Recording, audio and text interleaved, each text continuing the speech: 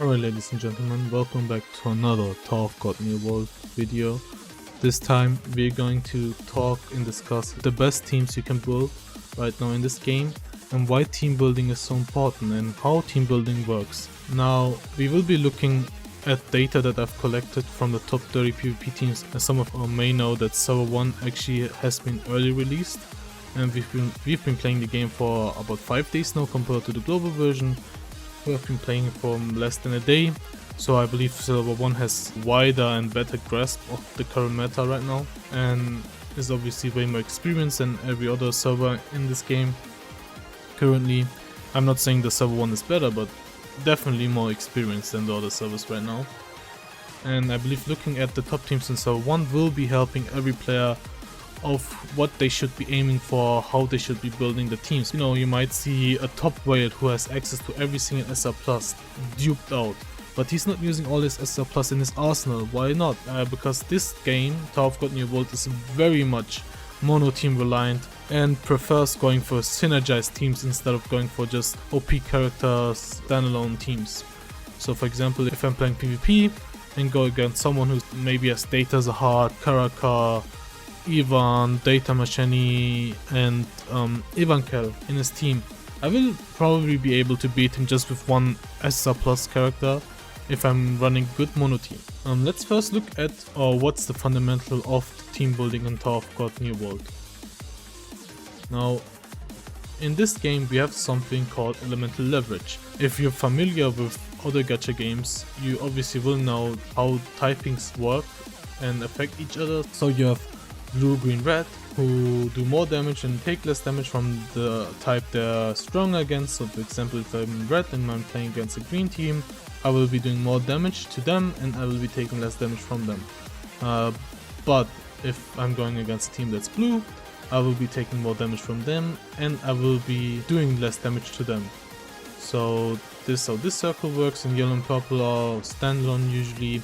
They do more damage to each other, but the difference between this one and the yellow-purple one types is that yellow and purple will not be doing less damage to each other, so you will only be doing more damage and take more damage. Just to compare, if I'm red, I will be doing more damage to green and I will be taking less damage from green.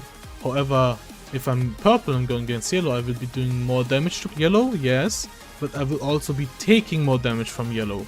So it's a high risk, high reward. This is what makes and defines the team building in Tower of God. Elemental buff effects. The more characters or units of the same element that you're running, the better and higher the buff effects you will be receiving for the whole team. So as you can see, if you're running 3 of the same element, you will be getting a 5% HP and attack bonus. 3 of the same element and 2 of another same element will be giving you a 10% HP and attack bonus. Then your 4 of the same element with 13% attack and HP bonus, and 5 of the same element, so full mono team, will be giving you a 15% HP and attack bonus. And this actually, I don't think the tutorial makes this obvious, and this is something I've seen for the first time. I haven't played any game that has this mechanic with purple and yellow elements. So if you're running a yellow team and you outnumber the purple units in the enemy and opponent team, you will do more damage to them, yes, but you will not take more damage from purple units. You will take neutral damage from them. As it says, yellow element teammates ignore elemental leverage when attacked by purple element enemies. And the same for this one. If you have more purple units or characters and you're going against a team with less yellow characters, you will be doing more damage to the yellow characters, but they will not be doing more damage to your purple characters. They will do neutral damage to you. This is huge. So if you're in PvP and you're going against someone who has a mono yellow team with like 4 yellow characters and 1, I don't know, red, green, blue, or maybe 1 purple, if you run 5 purple against him, you outnumber his yellow element units, you will have a huge advantage over him because you're doing way more damage to 90% of his characters and units in his team, while they're doing neutral damage to you. So make sure to keep this in mind when you're playing arena or PvE.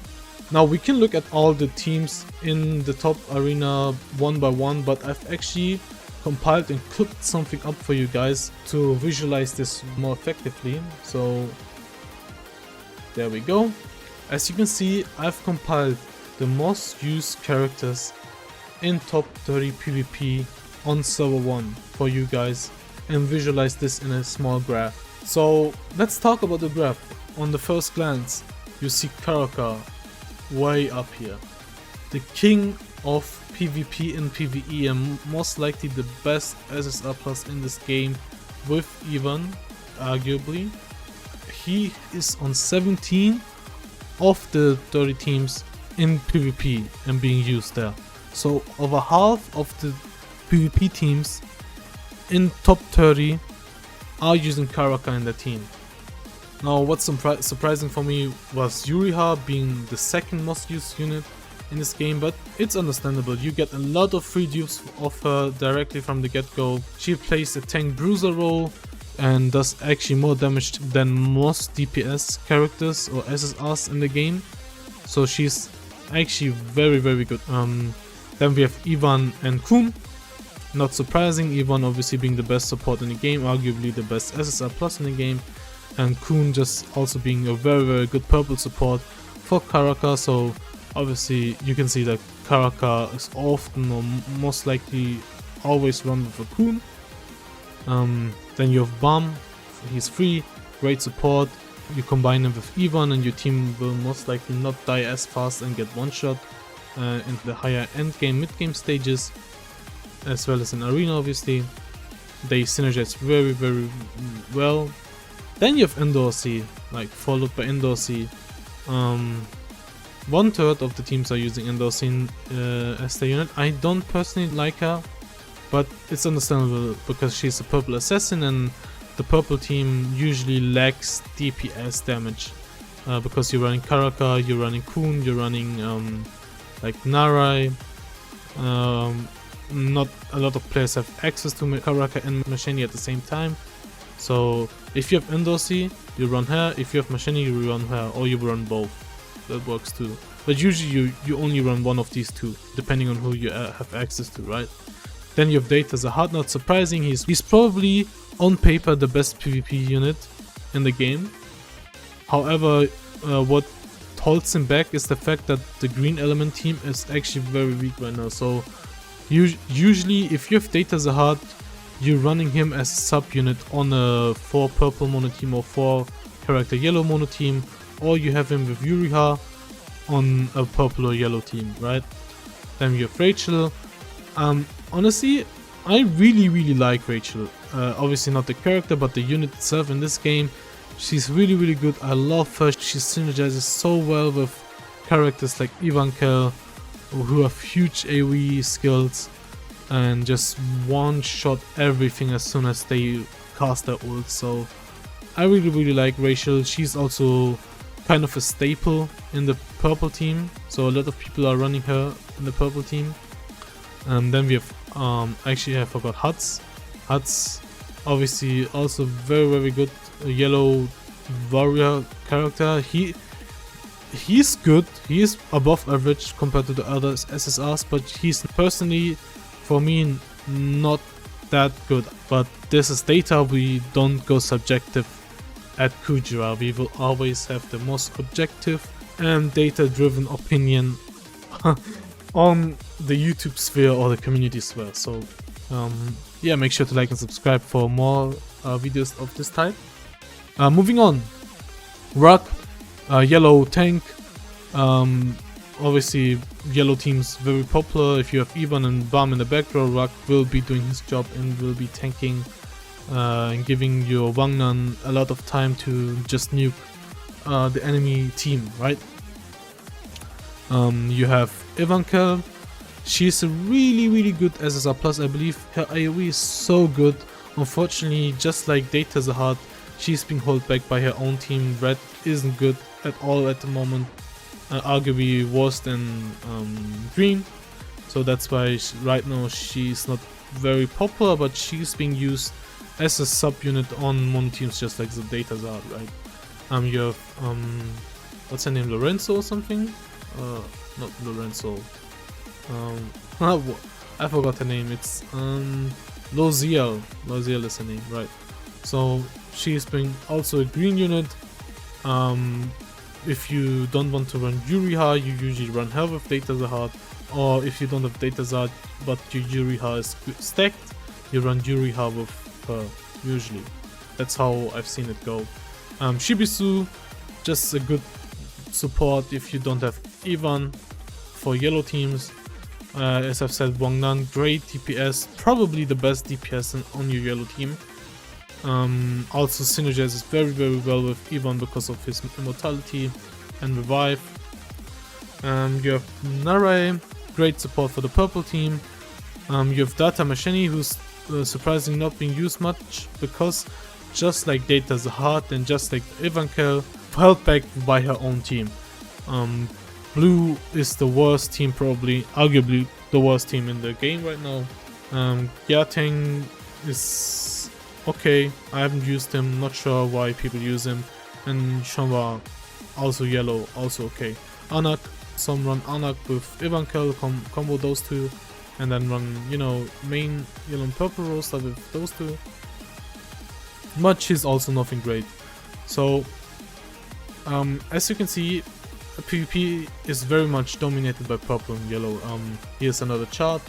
40% of the characters in teams are usually yellow, 30% are purple, then you have green, red, and lastly blue.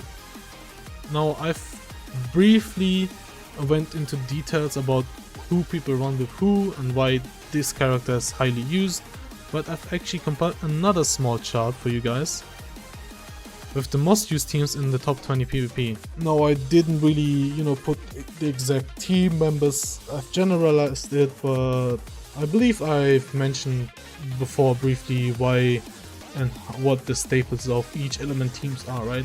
So as you can see here, yellow hybrid, very popular, the most popular team right now on PvP and PvE. So you run 4 purple units with 1 hybrid, so usually Data Machini, Data Zahad, Ivankel, whoever, maybe 1 purple like Karaka or Machini, while you have your yellow team with Ivan, Wangnan, just because a yellow probably has the best SSRs with purple.